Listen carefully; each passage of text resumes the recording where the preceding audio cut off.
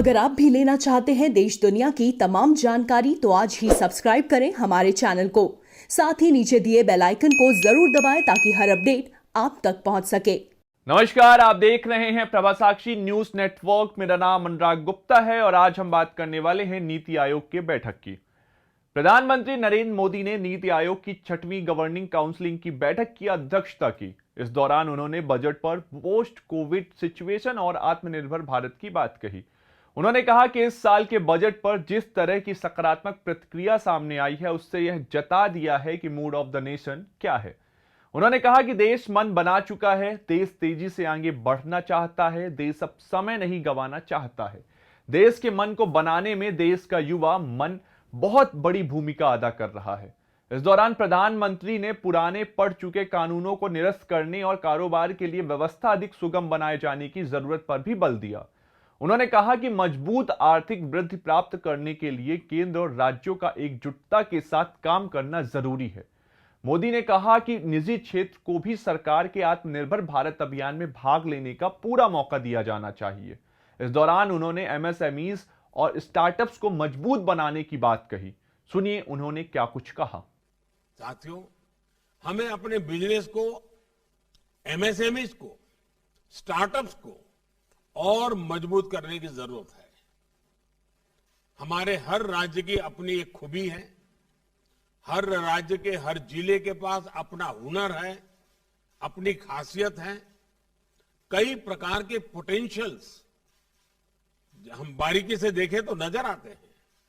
सरकार द्वारा देश को ये सैकड़ों जिलों के प्रोडक्ट्स को शॉर्टलिस्ट करके उनके वैल्यूएडिशन के लिए, मार्केटिंग और एक्सपोर्ट के लिए उन्हें प्रमोट किया जा रहा है। इससे राज्यों के बीच एक स्वस्थ स्पर्धा अभी प्रारंभ हुई है, लेकिन आगे बढ़ाना है। कौन राज्य सबसे ज्यादा एक्सपोर्ट करता है, अधिक से अधिक प्रकार की चीजें एक्सपोर्ट करता है, अधिकतम देशों में एक्सपोर्ट करता है, अधिक से अधिक मूल्य की चीजें एक्सपोर्ट करता है, और फिर जिलों में भी ये स्पर्धा कैसे बने और हम एक्सपोर्ट पर विशेष बल हर राज्य, हर जिला कैसे दे। हमें इस प्रयोग को जिलों और ब्लॉक्स के बीच भी लेकर जाना है। हमें राज्यों के संसाधनों का पूरा इस्तेमाल करना होगा। राज्यों से होने वाला एक्सपोर्ट हमें आग्रहपूर्वक, और इसका हिसाब किताब हर महीना लेना चाहिए और उसको बढ़ाना चाहिए। पॉलिसी फ्रेमवर्क और केंद्र एवं राज्यों के बीच बेहतर तालमेल भी बहुत जरूरी है। अब जैसे हमारे यहां कोस्टल स्टेट है, मत्स्य उद्योग को, ब्लू इकोनॉमी को और मछली को विदेशों में एक्सपोर्ट करने के लिए असीमित अवसर है।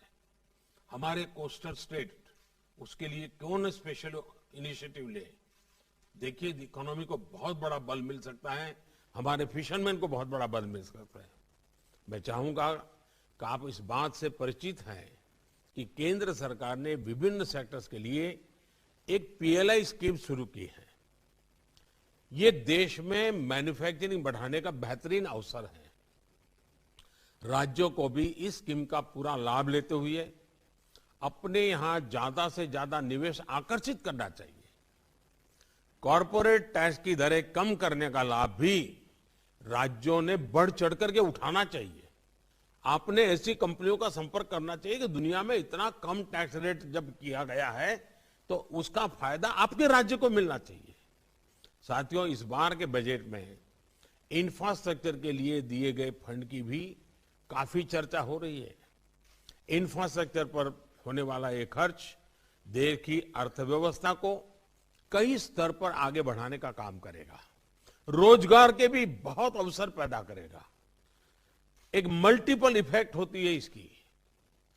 नेशनल इंफ्रास्ट्रक्चर पाइपलाइन में राज्यों का हिस्सा 40% से इसलिए 40% है और इसलिए जरूरी है कि राज्य और केंद्र मिलकर अपने बजट को सिंक्रोनाइज करे, प्लानिंग करे और प्राथमिकताओं को तय करे। अब भारत सरकार ने अपना बजट पहले की तुलना में 1 महीना प्रीपोन किया है। राज्यों के बजट और केंद्र के बजट में बीच में 3-4 सप्ताह मिल जाते हैं। तो केंद्र के बजट के लाइट में राज्यों का बजट बनता है, तो दोनों मिलकर के एक दिशा में आगे बढ़ते हैं। और मैं चाहूंगा कि इस दिशा में भी राज्यों के बजट चर्चा करते होंगे। जिन राज्यों का बजट अभी आने वाला है वो इस काम को और प्राथमिकता पर कर सकते हैं।